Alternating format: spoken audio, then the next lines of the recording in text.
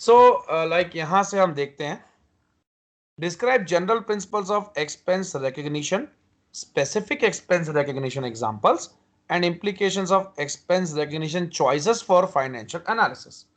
देखो कभी भी याद रखो, जब कभी भी आप रेवेन्यू में से एक्सपेंस को सब्ट्रैक्ट करते हो, you get net income, correct?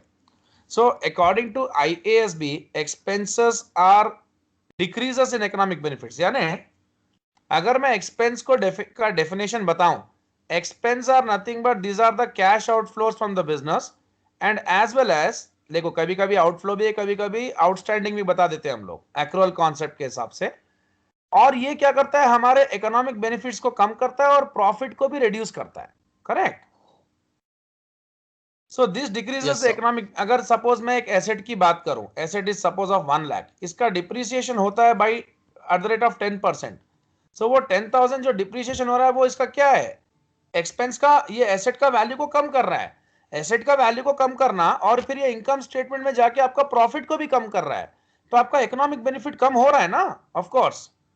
So US gap के हिसाब से, sorry international standard accounting standards board के हिसाब से एसेट का एक्सपेंस का डेफिनेशन क्या दिया हुआ है कि these are the ones which reduces the economic benefits during the like in the form of outflows or depletion of assets or increase in the value of liability। अगर आपकी liability पहले 1 लाख थी, अब वो 50,000 एक्स्ट्रा आपने लोन लिया, अब आपका लाइबिलिटी 1,50,000 हो गया, अब इसका मेरे को इंटरेस्ट पे करना है 10%। पहले मैं पे करता था 10,000, अब मेरे को पे करना पड़ रहा है 15,000।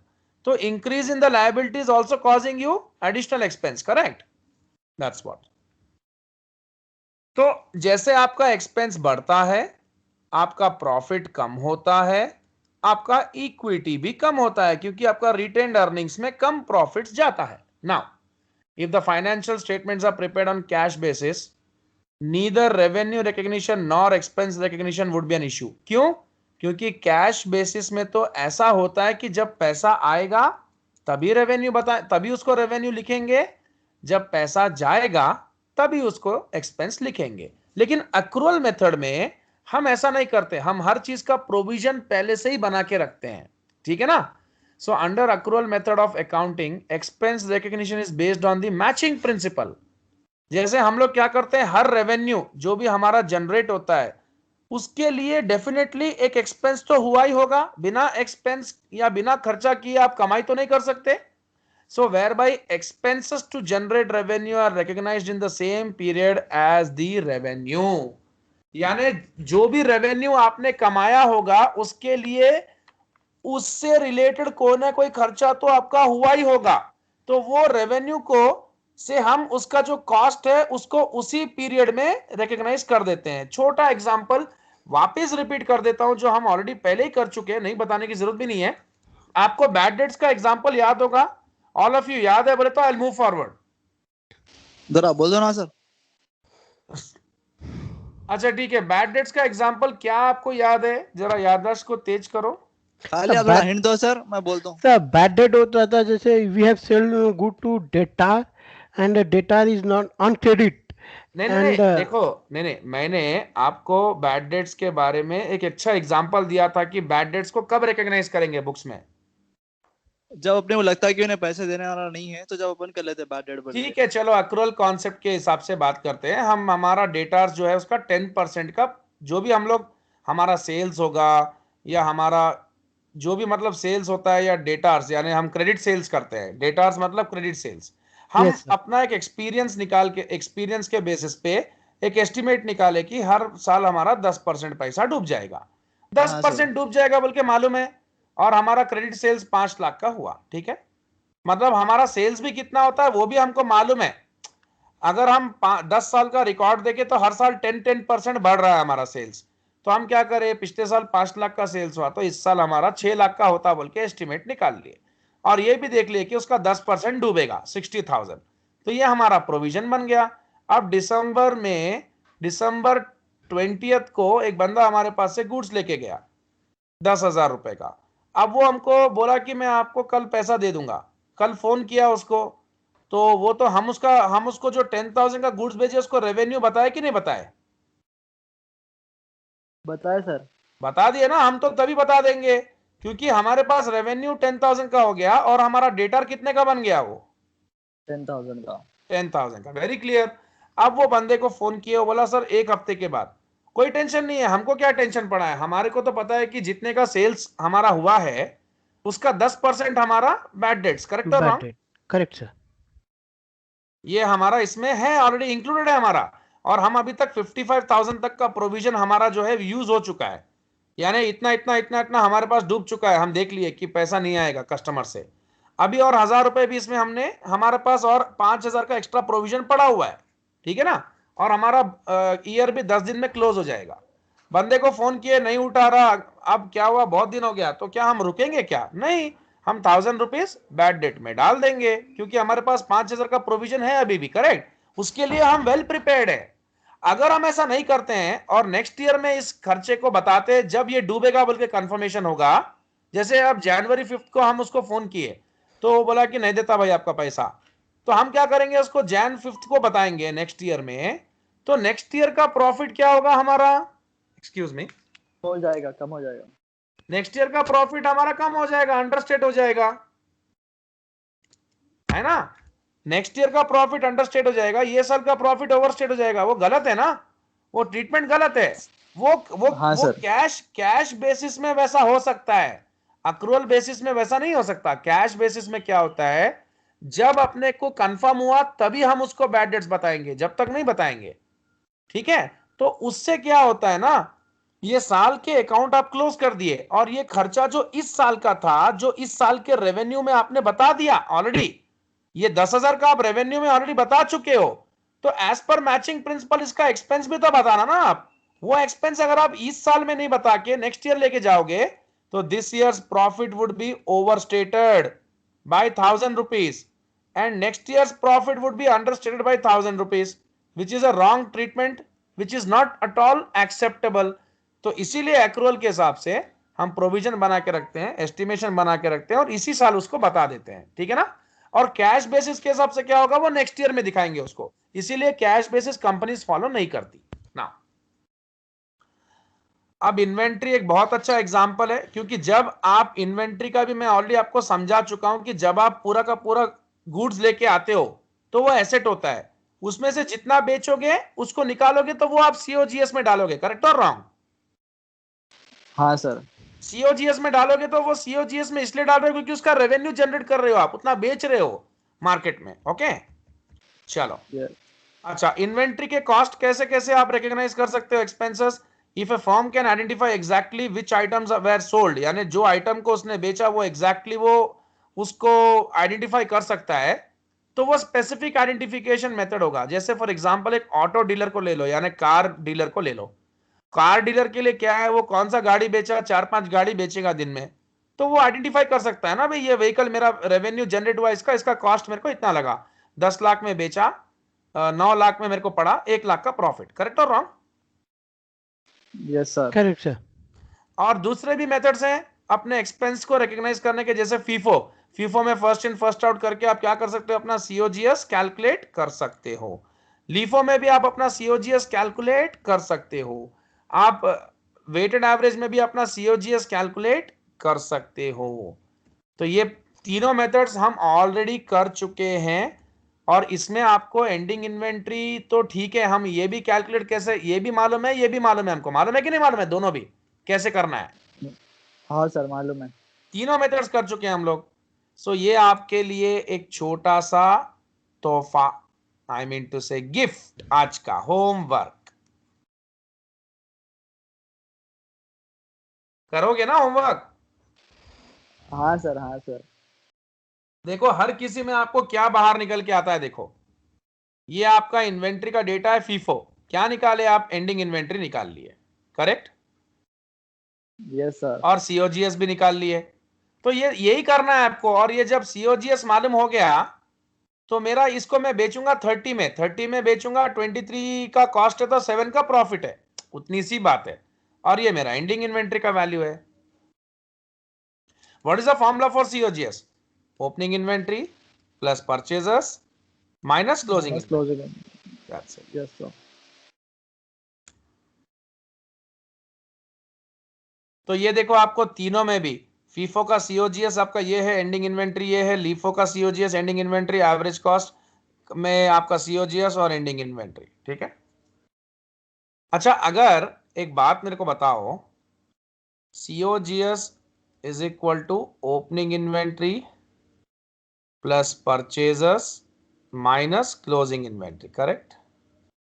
सीओजीएस आपके पास कितना है, 23 है, तो ये ओपनिंग इन्वेंट्री और परचेजर्स को एक पॉइंट समझो, और क्लोजिंग इन्वेंट्री कितना है, 15 है, करेक्ट कर रहा हूं।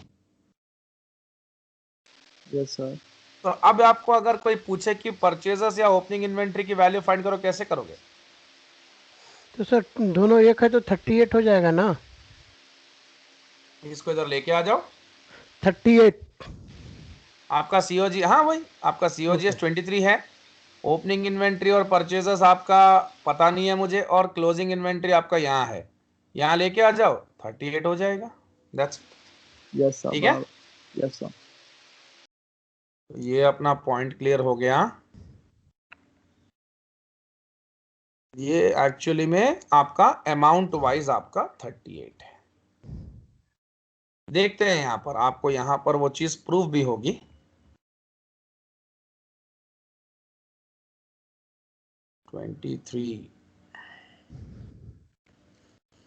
Cost of goods sold and this is your ending inventory. तो आपके पास अवेलेबल कितना था, 4, 9 और ये 19, 21, 22, 23। ये आपका COGS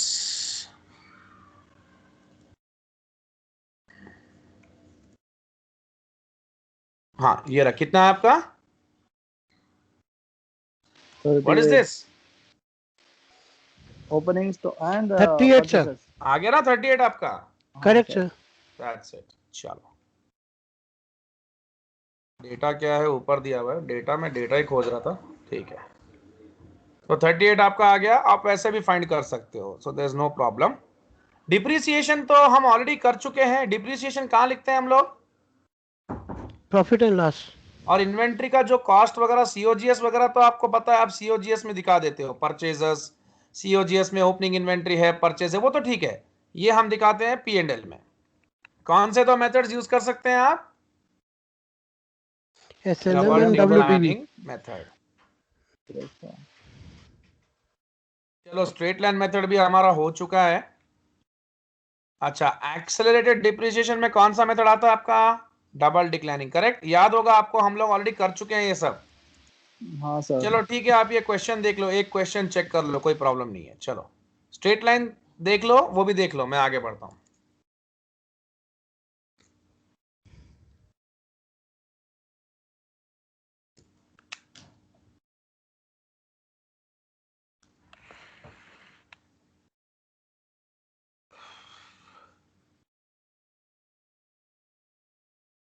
yes sir, done sir.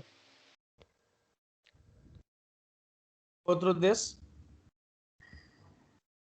Yes, Safwan is on fire today. What? Good, good. आपकी बदौलत सर। मेरी बदौलत में सिर्फ 10%, 90% सफवान का हार्डवर्क। पढ़ना है सर और नहीं हो रहा। मेरे स्टूडेंट को रिजल्ट आया था, तो स्टूडेंट क्या करा, मेरे को बोला सब आपकी वजह से। मैं बोला मैं तो कुछ करा ही नहीं, मैं तो मेरा कैसा नहीं आपको, करे सर, आप अरे हमारा नहीं रास्ता दिखाए। देखो, मैं तो मेरा जॉब कर रहा हूँ, लेकिन आप जो 5-6 घंटे पढ़ रहे, दैट इज गुड ना, जी सर। हार्डवर्क तो आप कर रहे हो ना। सर 12 घंटे सर, 5 घंटे नहीं, 12 घंटे बोला। देखो 12 घंटे, मैं 12 घंटे, हाँ मेरे बराबर वर्क कर रहे हो, दैट्स गुड, ग्रेट। तो ये डबल डिक्लाइनिंग मेथड का क्या है इश्यू, इसमें आप क्या करते हो, डिप्रिसिएशन को डबल दिखा देते हो, ये कर रहे हैं ना आप कर रहे हैं ना, यस सर। मैं वेट कर रहा हूँ, ठीक है ठीक है, ओके ओके। सर जो डबल डिक्लाइनिंग, फॉर्मूला बता दूं यहाँ पर, हाँ बोलो बोलो। जो डबल डिक्लाइनिंग मेथड रहता है वो SLM का डबल रहता है, करेक्ट सर? एसएलएम का डबल है और कुछ नहीं। हाँ। ये तो इतना और एक दिमाग देखो खराब है सर यूनिट का, हाँ क्या बोले, और एक है देखो सर यूनिट प्रोडक्शन का। वो सब नहीं आते, इसमें नहीं आता हो। वो जो चैप्टर सेंट्रिक है वो चैप्टर के हिसाब से आते हो। अगर सर डिप्रिसिएशन को लेके बैठे तो 13 मेथड्स है, एन्युइटी भी अब आता, सिंकिंग फंड भी आता, कुछ कुछ निकाल दिए अब तो। आपको मशीन आर आता, प्रोडक्शन आर रेट मेथड आता, डिप्लीशन मेथड आता, स्ट्रेट लाइन, डिमिनिशिंग बैलेंस, और भी थोड़े मेथड्स है। सर ये एफआरए में लाइक लोग बहुत बोलते, देखा मैं रिव्यूज देखा, बहुत ज्यादा टफ है बोल के बोलते, कहीं को सर।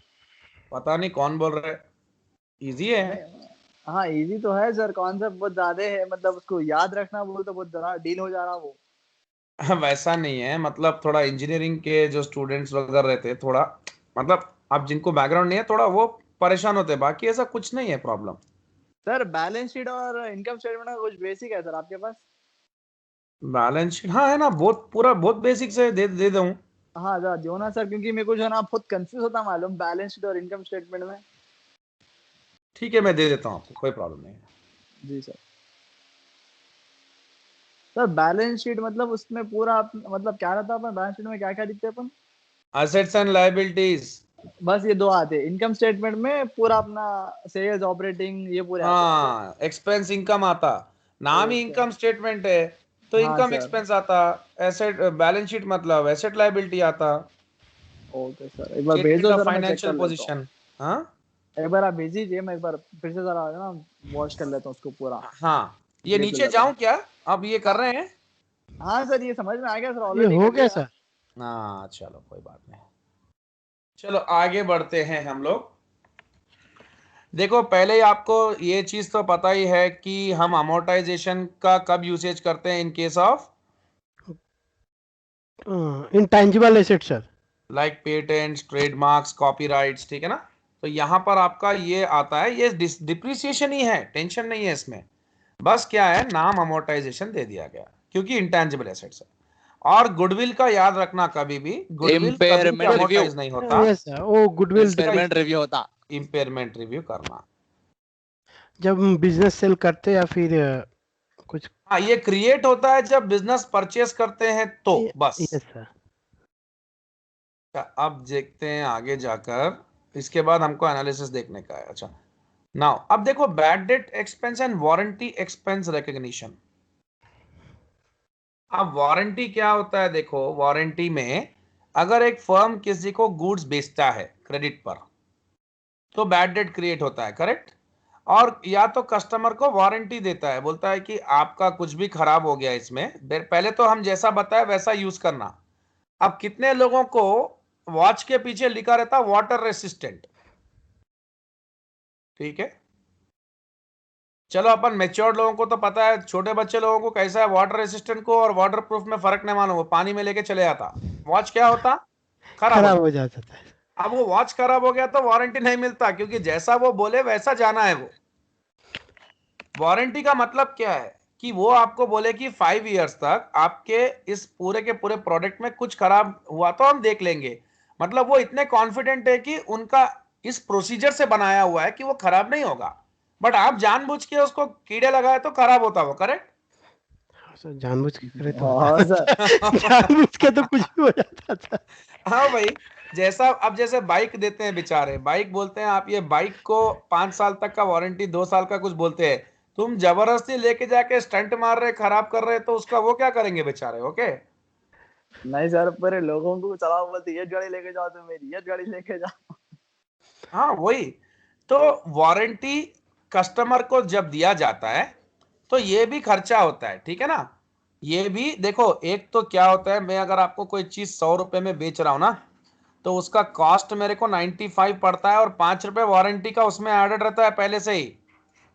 दो टाइप का वारंटी रहता है, एक तो वो जो आपके सेल्स के वैल्यू में इंक्लूडेड है, एक वो मैं आपको अलग से देता हूं। जैसे आप देखो, कभी अगर आपको वारंटी के बारे में कुछ डिटेल में ज्यादा जानना है तो मेरे पास कुछ वीडियोस है, मैं दे दूंगा आपको, आप उससे अच्छे से और पढ़ सकते हो डिटेल में। जी सर, जनरली आपको सिलेबस का हो जरूरत नहीं जाता है, सर। आपको जरूरत नहीं है, सिर्फ एक पैराग्राफ का यही है, उससे इसके अलावा आपको ये वारंटी के बारे में पूछने वाला भी नहीं है कोई।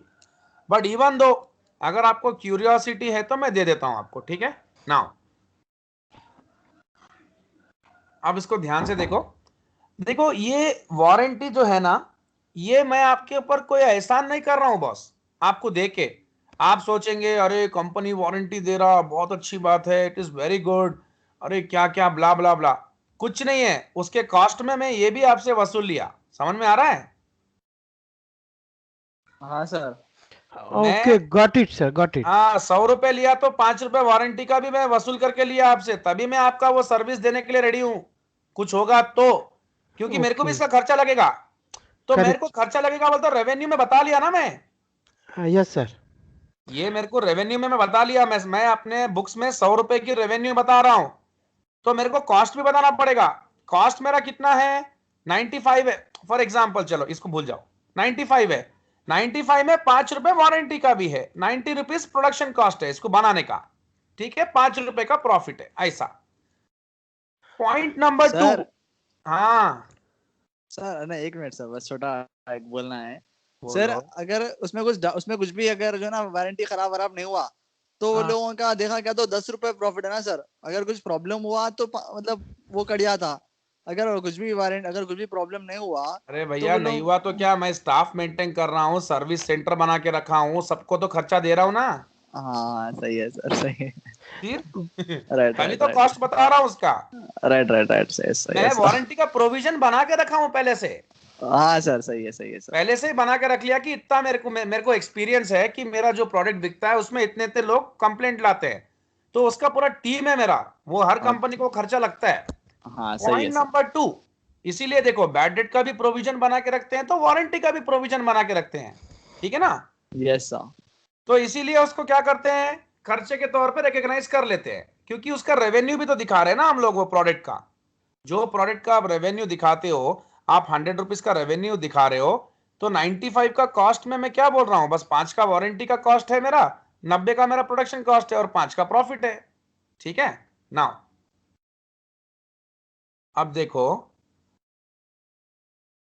Now if a firm sells goods. अच्छा इसके बाद और कभी कभी क्या होता है, रिलायंस वगैरह में आप जाओ, रिलायंस वगैरह में जब जाओगे तो आपको बोलेगा साहब ये आप एसी खरीद लिए ना हमारे से, ये एक प्रोडक्ट है हमारा, वारंटी के जैसा ही समझ लो, 5 साल का, इसका हम आपसे 1500 रुपए एक्स्ट्रा लेंगे। 5 इयर्स तक कुछ भी हो, फ्री सर्विस एवरी ईयर देंगे आपको, 5 साल तक कुछ भी प्रॉब्लम हुआ तो हम देख लेंगे। ये 1500 जो होता ना, ये सर्विस वारंटी है, ये अलग से बेच रहे हम। समझ में आ रहा आपको? हाँ सर। हाँ सर, वो ये रहता सर। प्रोडक्ट से अलग करके बेच रहे। तो इसका रेवेन्यू है तो इसका कॉस्ट भी हम बता लेते हैं 1200 रुपया, ऐसा 300 का प्रॉफिट ऐसा रहता हो। So the matching principle require firm to estimate, मैं आपको पहले बोला एस्टिमेशन पहले निकाल के रखते हैं हम लोग कि 10% हमारा डूबेगा, और वारंटी का भी एस्टिमेशन पहले से निकाल के रखते हैं कि 5% कस्टमर हमारे को आके वापस से वारंटी क्लेम करेंगे। ऐसा करने से हम रिकॉग्नाइज कर ले रहे हैं उसको उसी साल के अंदर में एक्सपेंस को, एज पर द अक्रूवल कॉन्सेप्ट। क्योंकि सेल कर रहे हैं, क्रेडिट सेल कर रहे हैं तो बैड डेट्स भी होगा, सेल कर रहे हैं तो वारंटी क्लेम भी होगा, तो खर्चा बता रहे हैं तो रेवेन्यू है बोल के तो रेवेन्यू जनरेट करेंगे ना इसको, करेक्ट और रॉन्ग? Yes sir. क्योंकि रेवेन्यू जनरेट करने के लिए खर्चा तो होगा ही। That's what. पॉइंट नंबर 3, अब हम लोग जाते हैं फाइनेंशियल एनालिसिस के अंदर में। Revenue recognition, expense recognition require number of estimates, मतलब ये तो ठीक है, बोलने की जरूरत नहीं है। मैं आपको जो पढ़ाया अभी उसी के बारे में है कि कोई भी बिजनेस अगर हम करते हैं तो हमको उसका एक अच्छा खासा एक्सपीरियंस रहता है कि कितना पैसा हमारा डूब जाएगा। तो उसके हिसाब से हम बैड डेट का भी एस्टिमेट निकालते हैं, वारंटी का भी निकालते हैं। जो मैं अभी आपको समझाया वो इसी के ऊपर है ये पूरा। अब ये सब चीजें होता, ये सब जो इसके ऊपर जो पॉलिसीज वगैरह बनती है, ये कंपनी के अकाउंटेंट्स वगैरह मिलके, और कंपनी के अकाउंटेंट्स क्लोजली वॉच करते हैं कंपनी का पिछला ट्रैक रिकॉर्ड, इतने साल से हम कितने कस्टमर से डील कर रहे हैं, वो लोग मिलके निकालते हैं एस्टिमेट्स। तो इधर इसलिए देखो यहाँ पर, और ये जो एस्टिमेट्स आप निकाल रहे हो इसके बारे में भी आपको डिस्क्लोजर देना पड़ेगा। कहां देना पड़ेगा? फुटनोट्स में, करेक्ट, या management discussion and analysis section में, एनुअल रिपोर्ट में। क्या देना पड़ेगा डिस्क्लोजर? कि हम ऐसा ऐसा एस्टिमेट निकाले, ये हमारे को मालूम है कि इतना परसेंट हमारा डूबता है, हमारा ये एक्सपीरियंस है, इतना हमारा खर्चा लगेगा। यानी अगर हम 1 लाख का माल बेचेंगे तो 10,000 का हमारा डूबेगा। अगर हम 1 लाख का सामान बेचेंगे तो उसका 5,000 रुपए का वारंटी क्लेम हमारा खर्चा लगेगा, तो हमें एस्टिमेट करके निकाल लिए बोल के फुट नोट्स में डिस्क्लोज करना है, बस उतना ही है। अब नेक्स्ट पॉइंट, ये क्वेश्चन है क्या, चेक करो प्लीज।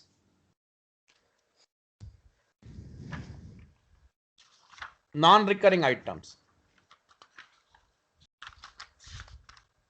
है सर। हाँ चलो ये कर लेते हैं। सी प्लीज अंडरस्टैंड दिस। देखो सबसे पहले नॉन रिकरिंग आइटम वो होता है जो बार बार रिकर नहीं होता है, जो सिर्फ एक बार ही हम देखते हैं।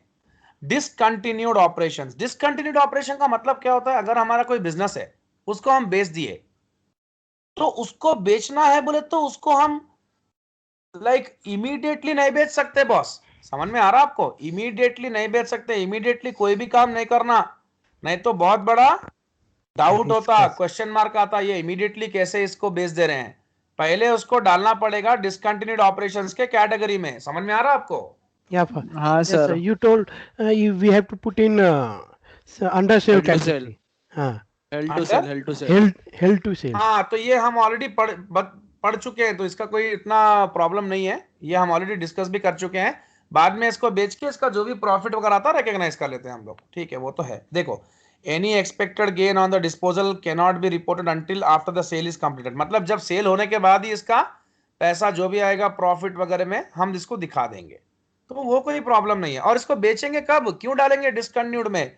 अगर वो एसेट से हमको लॉसेस हो रहा, वो हमारे को प्रॉपरली परफॉर्म करके नहीं दे रहा, तो हम निकाल देते हैं उसको, ठीक है।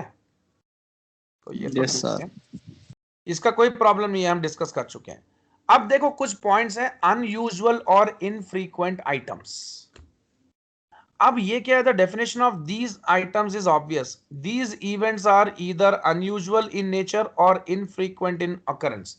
ये बार बार नहीं होते हैं, जैसे गेन्स और losses from sale of assets और पार्ट ऑफ बिजनेस। ये मैं आपको ऑलरेडी कल जब क्लास स्टार्ट किया था तब बताया था, जब आपको profit on sale of asset होता है तो ये नॉन रिकरिंग नेचर का इनकम है, करेक्ट?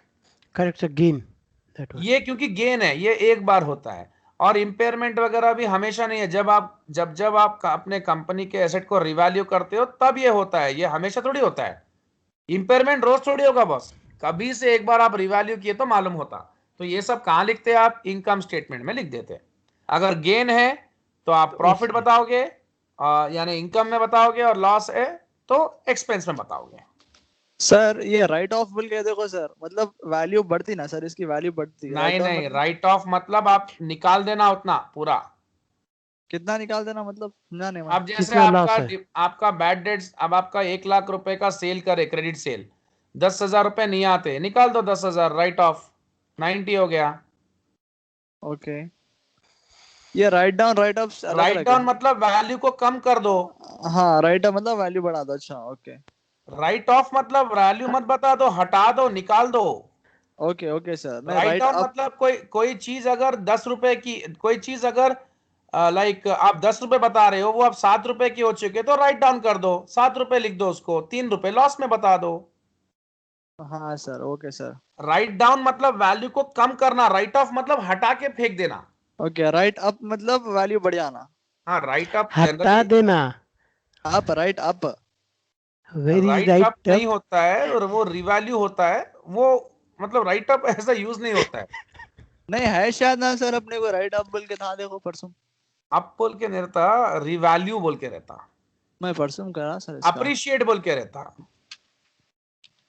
कौन सा चैप्टर था कि याद नहीं आ रहा हो। नहीं, राइट अप हम लोग अभी तक यूज नहीं किया टर्मिनोलॉजी। नहीं एक मिनट सर, अपन इससे पहले कौन सा करे, कौन सा इन्वेंटरीज करे, नहीं इसमें थाऊंगा, एक मिनट। उसमें मे भी हो सकता है, अपवर्ड शिफ्टिंग हो सकता है, अप्रिसिएशन हो सकता है मे बी। हाँ मतलब उसके वैल्यू में कुछ बढ़ रहा है तो। हाँ sir. Right up, right of. हाँ आप बोले सर, मैं देख लेता हूँ, अगर कहीं दिखा तो मैं आपको बोलता हूँ सर। ओके ओके ठीक है, मतलब अगर आप यूज है करना सर, तो यूज कर लो। इन्वेंट्री राइट अप बोल के है सर, पेज नंबर हाँ यूज कर 162। लो, राइट अप मतलब वैल्यू बढ़ जाएगा, रिवैल्यूएशन बोल दो। हाँ वही पता है सर। हाँ यूज कर लो, कोई बात नहीं, चलेगा चलेगा। Right sir, right sir, okay. अब जैसे क्या है, चलो मैं आपको राइट अप बोले तो अगर आपका वैल्यू आप बुक्स में बता रहे 100 रुपए, मार्केट में अगर 120 है, राइट अप कर दो। हाँ ये सर, आपका एक्चुअल वैल्यू है ना, हाँ सर, हाँ सर, 20 ऐड कर दो, गेन बता दो। अगर हाँ 80 सर, हो गया तो राइट डाउन कर दो या राइट ऑफ कर दो। राइट डाउन कर दो मतलब वैल्यू को कम कर दो, हाँ राइट ऑफ सर। मतलब हटा देना होता। ठीक है चलो। राइट अप हुआ तो सर यूएस गैप में नहीं दिखाना, जितना अपन लॉस हो उतना दिखाना। क्या यूएस गैप में नहीं दिखाना? राइट अप अगर हुआ सर, अगर सपोज अपना वैल्यू अच्छा, था। तुम रिवर्सल की बात कर रहे हो। रिवर्सल नहीं आता यूएस गैप में, यस यस यस। हाँ राइट सर, विच। और तुम रिवैल्यूएशन गेन की बात कर रहे हो, यूएस गैप में नहीं आता। गुड। अब हमारा जो है एक्स्ट्रा ऑर्डिनरी आइटम्स, तो ये जो एक्स्ट्रा ऑर्डिनरी आइटम्स के बारे में जो बोल रहे हैं, ये वो आइटम है जो मटेरियल तो है लेकिन ये बार बार नहीं होते, अनयूजुअल या इनफ्रीक्वेंट अकरेंस है इनका। ठीक है ना। Extraordinary items are reported separately in the income statement net of tax after income from continuing operations. यानी ये जो बार बार नहीं होते, कभी एक बार होते हैं, इन चीजों को हम इनकम फ्रॉम कंटिन्यूइंग ऑपरेशंस के बाद इसको लिखते हैं। ठीक है ना। लेकिन for periods beginning from after December 15 US GAAP no longer allows item to be extraordinary. अब ये नहीं आता, इसीलिए आजकल के सिलेबस के हिसाब से आप देखो तो ये नहीं रहेगा। Got हाँ the सर point? नहीं है सर। हाँ नहीं है अभी सर, इसमें देखा मैं। नहीं है, नहीं है। नहीं और है सर। आईएफआरएस में ये सब कुछ रहता ही नहीं है, ये नॉनसेंस है। इसीलिए मैं भी बहुत साल से पढ़ा रहा हूं, मुझे पता है ये एक्स्ट्राऑर्डिनरी आइटम वाइटम नहीं आता है। ठीक है ना। चलो 100% ये याद रख लेना, ये नहीं आता आजकल एक्स्ट्राऑर्डिनरी आइटम्स। आजकल जो भी सर है पर ओसीआई, आईएफआरएस में तो ओसीआई में डाल देते हैं। ठीक है। Hello. Sir unusual and infrequent items हाँ बोल सर, के है सर। एक सेकंड। हाँ क्लास ले रहा हूँ सर। हाँ सर, कब का स्टार्ट भी करा, खत्म भी होने को आ रहा है। 32 मिनट्स हो गया। हाँ सर। 50 मिनट हो गया सर। हाँ हाँ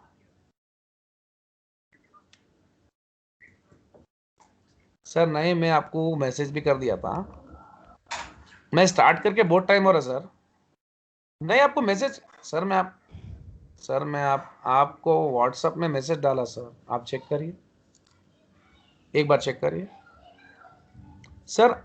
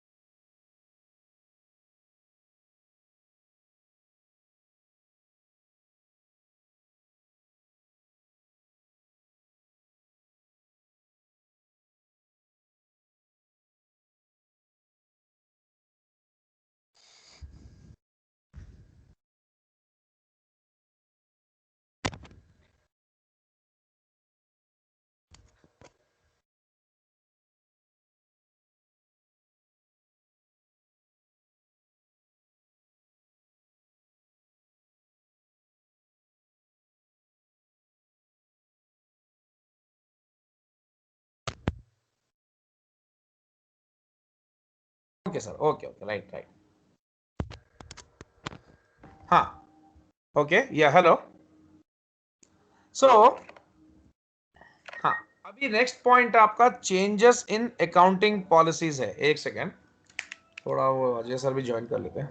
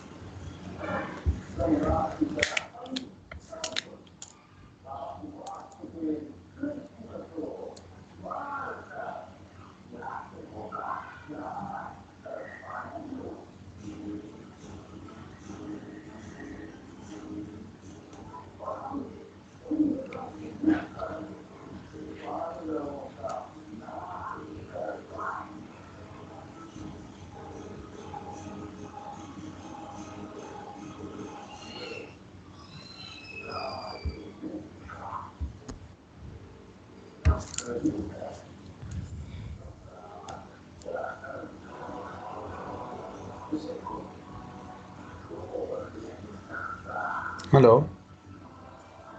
हेलो सर, ज्वाइन आप ज्वाइन कर रही है? हाँ, हो गया, ओके सर। नाउ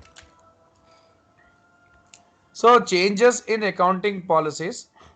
So, ये changes in accounting policies is what actually? See, if I say there are two things. One is change in accounting estimate and one is change in accounting policies. Fine. So, ये दो points अभी cover कर देंगे. Change in accounting policies and then change in accounting estimate.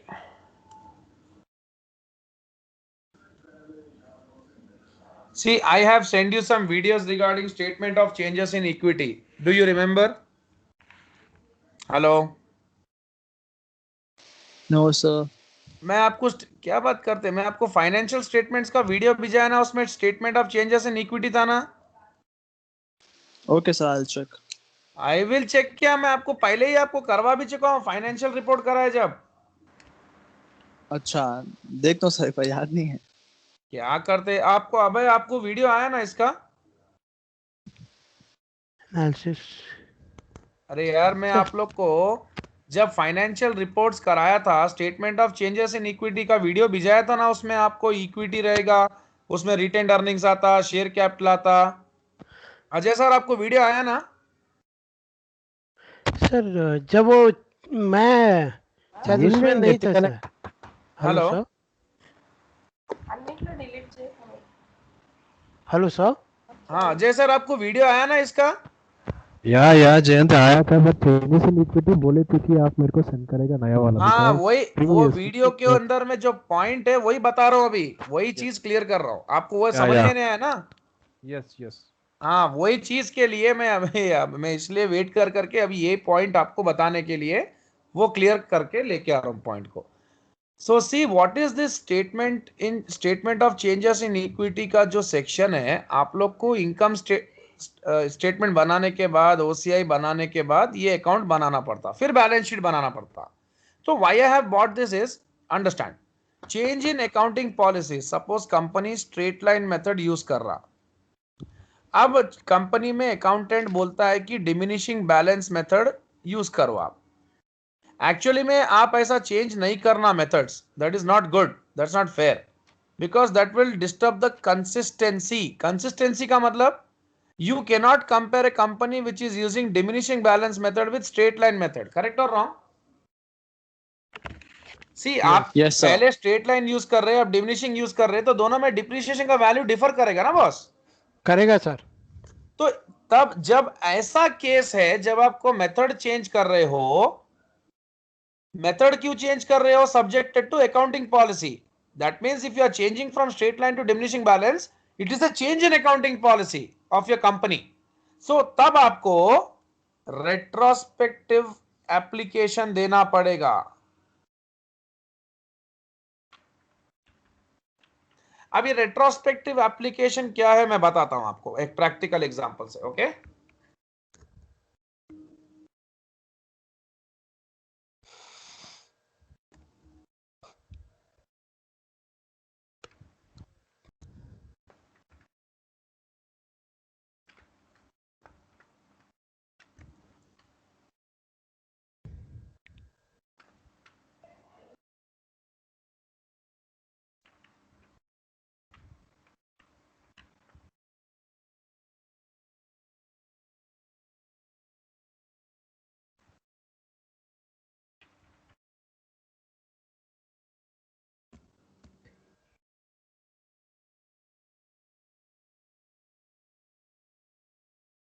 so now retrospective application.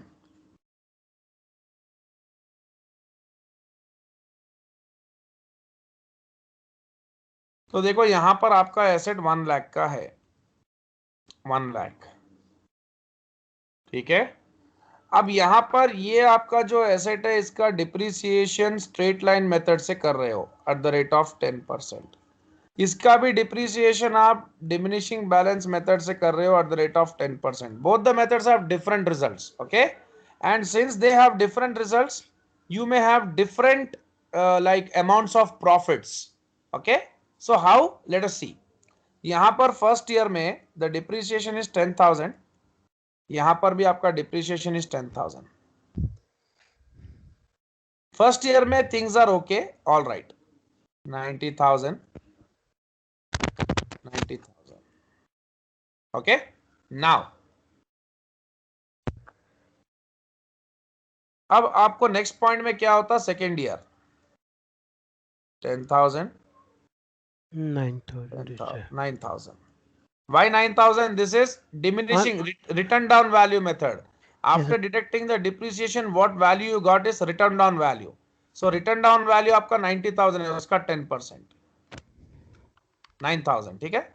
अब आपका ये asset का value है 80, यहाँ पर आपका एसेट का वैल्यू है 81. अब आपका प्रॉफिट ले लो, इसके हिसाब से आपका प्रॉफिट है लाइक 20,000, सपोज 20,000. तो आपका ये जो प्रॉफिट है, डिप्रिसिएशन निकालने के बाद कितना होता? डिप्रिसिएशन निकाल देंगे अपन, कितना हो जाता प्रॉफिट आफ्टर डिप्रिसिएशन? 10,000. अब यहां पर भी डिप्रिसिएशन निकाल देंगे, कितना हो जाता आपका प्रॉफिट? 11,000. अब आप लोग क्या करेंगे, जब आप बैलेंस शीट बनाओगे तो आपका रिटेन्ड अर्निंग्स का सेक्शन रहेगा. Correct? Correct sir. Retained earnings is a part of statement of changes in equity. Correct? Correct और रॉन्ग? Correct sir. तो यहां पर जो रिटेन्ड अर्निंग्स है, उसमें आपका प्रॉफिट कितना गया? 10,000. यहां पर जो रिटेन्ड अर्निंग्स आपका प्रॉफिट कितना जाना? 11,000. लेकिन अभी आप कौन सा मेथड यूज कर रहे हैं? SLM. अब आपको कौन सा मेथड में चेंज करना है? Diminishing value method. Diminishing balance method के हिसाब से कितना होना आपका प्रॉफिट रिटेन्ड अर्निंग्स में? 11,000. तो आप क्या करोगे, अगर स्ट्रेट लाइन मेथड से कर रहे थे तो उसको, ये प्रॉफिट को आपको कितना बनाना है? 11,000. क्योंकि आपका कितना रहना प्रॉफिट? 11,000. कितना रहना बॉस? 11,000. तो ये प्रॉफिट को कितने में कन्वर्ट करना है अपने को? 11,000. तो इसमें क्या करना पड़ेगा? ऐड. क्या करना पड़ेगा? ऐड करना पड़ेगा सर. कितना? 1,000. ये because of what? Because of change in the SLM to DBM. Change in accounting policy. Okay sir. That's it. पर सर इसका मतलब कुछ नहीं है, आपका जो प्रॉफिट जो था वो 10,000 था, अब आप मेथड चेंज किए, डिमिनिशिंग बैलेंस मेथड में लेके आ गए, तो उसके हिसाब से वैल्यू कितना होना, 11 होना, वो चेंज करना है आपको। 11 करने के लिए 1000 को 10 ऐड करना। 10 क्यों ऐड करना? Because of change in accounting policy. अब आपका सेकेंड डाउट, सर जब हम मेथड चेंज कर रहे हैं स्ट्रेट लाइन मेथड से डिमिनिशिंग बैलेंस मेथड में, तो हम लोग पी एंड एल अकाउंट में भी जाके 11,000 लिख सकते हैं ना डिप्रिसिएशन, 9,000 लिख सकते हैं ना डिप्रिसिएशन। आपका डाउट आ रहा होगा, करेक्ट और रॉन्ग? सर मेरा डाउट है जैसे कि नहीं नहीं, सुनो सुनो, मैं आपके डाउट पे आता हूं, मैं आपके डाउट पे आता हूं। एक्चुअली डिप्रिसिएशन कितना है स्ट्रेट लाइन के हिसाब से? 10,000 सर। 10,000 और ये इसके हिसाब से कितना है? 9,000। तो 9,000। अगर मैं 9,000 या 10 के जगह पे लिख दूं तो मेरा प्रॉफिट 11 ही होगा। Correct sir. तो हाँ आपका सर। डाउट यह आएगा कि वहां क्यों 9 क्यों नहीं लिख रहे और नीचे रिटेन अर्निंग्स में क्यों कर रहे? हम क्योंकि लोग एज पर द रूल्स आपको पी एंड एल अकाउंट में कुछ भी चेंजेस नहीं करना है, जो भी करना है वो यहां करना है। Okay sir. क्या बोल के करना है? चेंज इन अकाउंटिंग पॉलिसी, और इसको फिर डिस्क्लोजर में भी लिखना है आपको, change in accounting policy from straight line to diminishing balance, correct और रॉन्ग? अब ये रेट्रोस्पेक्टिव इफेक्ट कैसे हो रहा है? रेट्रोस्पेक्टिव इफेक्ट ऐसे हो रहा है क्योंकि अगर आप इस साल चेंज कर रहे हो तो प्रीवियस 5 ईयर्स से अगर ये एसेट आपके पास है, कितने साल से? 5 years। सपोज ये आपका फर्स्ट ईयर है, सेकेंड ईयर है, थर्ड ईयर होगा, फोर्थ ईयर होगा। आप फोर्थ ईयर में पॉलिसी चेंज कर रहे, क्या कर रहे हैं आप फोर्थ ईयर में? पॉलिसी चेंज कर रहे हैं। हाँ, तो फोर्थ ईयर में कर रहे तो पिछले पिछले 3 इयर्स का भी तो आपका वैल्यू स्ट्रेट लाइन में था ना, उसको डिमिनिशिंग में चेंज करना है, करेक्ट और रॉन्ग? यस सर, बराबर। हाँ, तो आपको क्या करना पड़ेगा, पिछले 3 साल के स्टेटमेंट जो भी है वहां पर रिटेन अर्निंग्स में जाके ये एडजस्टमेंट करना पड़ेगा, जो मैं आपको यहां सिखा रहा हूं। इसको बोलते हैं रेट्रोस्पेक्टिव इफेक्ट। मतलब क्या है रेट्रोस्पेक्टिव इफेक्ट का? मतलब ये है कि अगर हम मेथड को चेंज कर देते हैं और उसके हिसाब से ट्रीटमेंट रिटेन अर्निंग्स में दे देते हैं, तो उससे क्या होगा कि हम, उससे क्या मतलब प्रूव हो जाएगा कि we were using the diminishing balance is the beginning. समझ में आ रहा? हाँ sir. See what is retrospective effect? Whenever there is a change in accounting policy, you have to give retrospective effect. That means you need to change in such a way as if you were using the diminishing balance since the beginning.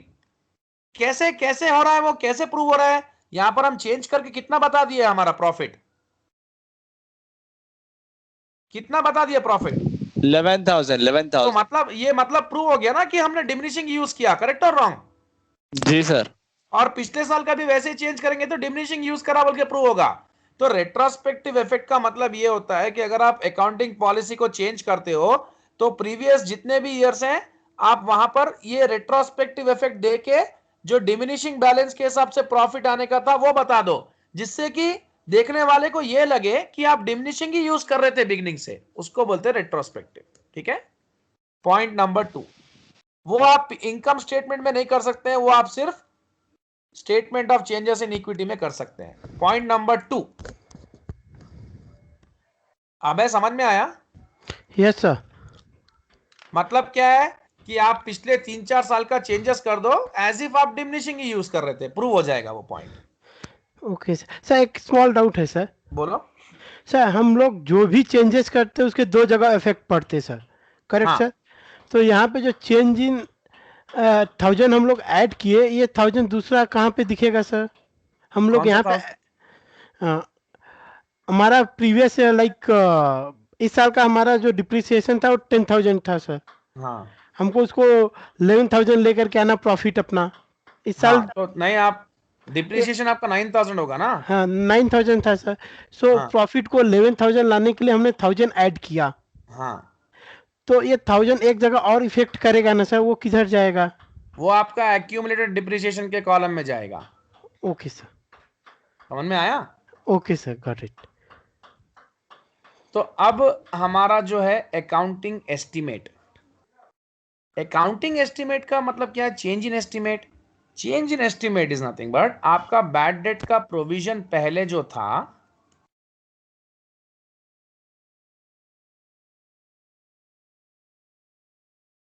Bad debt provision जो था पहले, वो आपका 10% था, अब आपके customers बढ़ गए, आपके कस्टमर्स मार्केट में बहुत ज़्यादा हो गए, तो आपको मालूम है कि जैसे कस्टमर बढ़ेंगे तो डेफिनेटली अपना बैड डेट यानी पैसे डूबने के चांस भी ज़्यादा रहेंगे, करेक्ट और रॉन्ग? आप 12% कर दिए, तो इधर पर आपको देना पड़ेगा प्रोस्पेक्टिव इफेक्ट। क्या? Prospective effect. Prospective effect. Prospective effect is nothing but अभी आप 10% से कितने में चेंज कर रहे हैं? 12। तो अभी जो 12 में चेंज कर रहे हैं, 12 से लेके नेक्स्ट चेंज नहीं करे जब तक, कितना मेंटेन करके चलना अपन? 12%। 12%।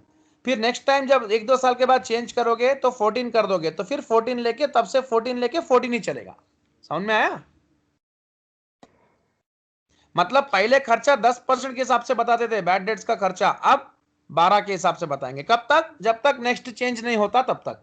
समझ में आया? Yes sir.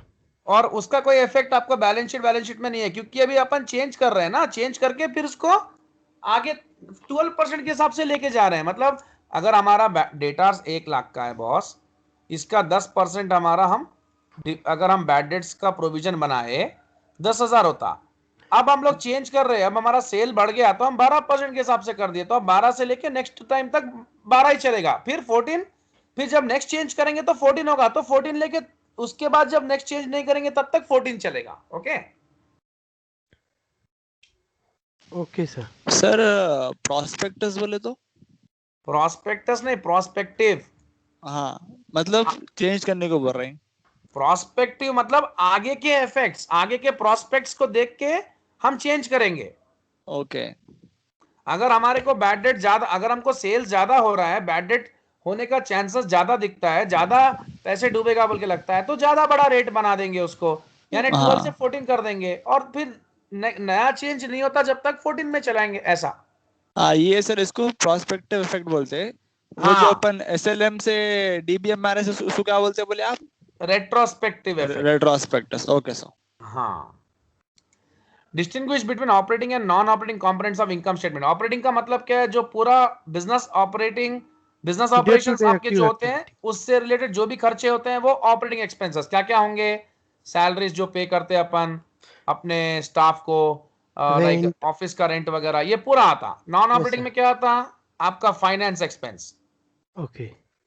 जैसे इंटरेस्ट पेड, ठीक है ना? ये आपको जब इनकम स्टेटमेंट आप में समझाया था, आप लोग को जो वीडियोस वगैरह दिया था, उसमें मैंने बहुत क्लैरिटी के साथ बताया हुआ है। अच्छा, और फाइनेंस से रिलेटेड इनकम क्या होते हैं? Interest received, investment income, dividend received. ये कैश फ्लो स्टेटमेंट में भी हमने थोड़ा बहुत डिस्कस किया था, करेक्ट? Non operating. ये ओके। पूरा ऑपरेटिंग भी हो गया, नॉन ऑपरेटिंग भी हो गया। Earning per share. बस अभी हम लोग आज यहाँ तक रोकते हैं। अब हम लोग को एक क्लास चाहिए, ये खत्म चैप्टर, ठीक है? बस अब अगला क्लास में आपको सिर्फ रेशियोज ही है, एक छोटा रिवीजन हो जाता। Only one session tomorrow is the end for this chapter, then will start non current liabilities. Okay sir. Okay, already 20 minutes extra भी मैं वो आपको वीडियोस में दे दिया था। यस सर, उसमें हम लोग का एक्स्ट्रा हो गया था। हाँ हाँ, ओके, बाय बाय।